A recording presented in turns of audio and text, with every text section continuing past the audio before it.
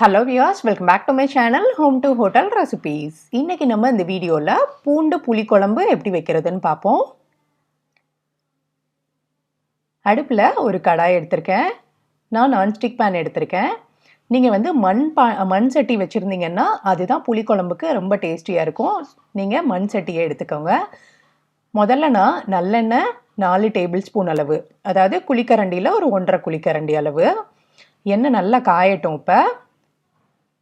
இப்போ எண்ணெய் நல்லா காஞ்சதுக்கு அப்புறமா 1/4 டீஸ்பூன் அளவு வெந்தயம், 1/2 டீஸ்பூன் அளவு சோம்பு, 1/2 டீஸ்பூன் அளவு உளுந்தம்பருப்பு. இப்போ இதெல்லாம் ஃப்ரை பண்ணுவோம். உளுந்தம்பருப்பெல்லாம் கலர் சேஞ்ச் ஆகிற வரைக்கும் நம்ம ஃப்ரை பண்ணுவோம். இப்போ கலர் சேஞ்ச் ஆயிடுச்சு. இதுக்கப்புறமா கொஞ்சமாக கருவேப்பிலை போட்டுட்டு இதையும் வதக்குவோம். இப்போ இது நல்லா வதங்கிருச்சு. இதுக்கப்புறமா ஒரு கைப்பிடி அளவு சின்ன வெங்காயம், புளிக்குழம்புக்கு எப்போவுமே சின்ன வெங்காயம் தான் நல்லாயிருக்கும். இது ஒரு கைப்பிடி அளவு போட்டுக்குவோம். இதுக்கப்புறமா பூண்டு 2 கைப்பிடி அளவு. பூண்டு குழம்புல அதனால பூண்டோட டேஸ்ட் நமக்கு அதிகமாக இருக்கணும். அதனால 2 கைப்பிடி அளவு பூண்டு போட்டுக்கிறேன். இப்போ இதை ஒரு தடவை மிக்ஸ் பண்ணுவோம். இப்போ இது கூட கொஞ்சமாக உப்பு போட்டுட்டு ஃப்ரை பண்ணால் வெங்காயம்லாம் கொஞ்சம் சீக்கிரமே குக் ஆயிரும். அதனால் இந்த நல்லா வதக்குவோம். வெங்காயமும் பூண்டும் நல்லா வதங்கணுங்க. அப்போ தான் நமக்கு நல்ல ஃப்ளேவர் இருக்கும் குழம்புக்கு. இப்போ இது நல்லா வதங்கிருச்சு. இதுக்கப்புறமா 2 மீடியம் சைஸ் தக்காளியை இந்த மாதிரி கட் பண்ணிவிட்டு சேர்த்துக்கிறேன். இதை நல்லா வதக்கி விடுங்க. தக்காளி வந்து நல்லா சாஃப்ட் ஆகணும். நல்லா வதங்கிருச்சு இப்போ தக்காளி.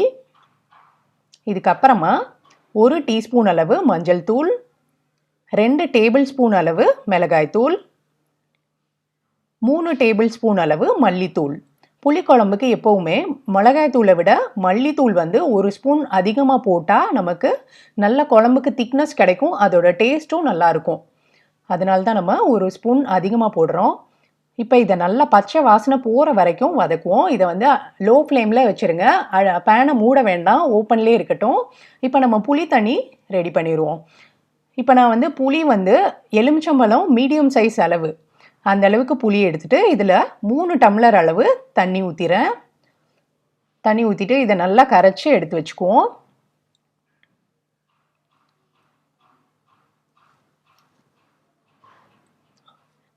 இப்போ நான் கரைச்சி எடுத்து வச்சிட்டேன் புளி தண்ணி. இப்போ வந்து நமக்கு மசாலா வந்து நல்லா வதங்கிருச்சு.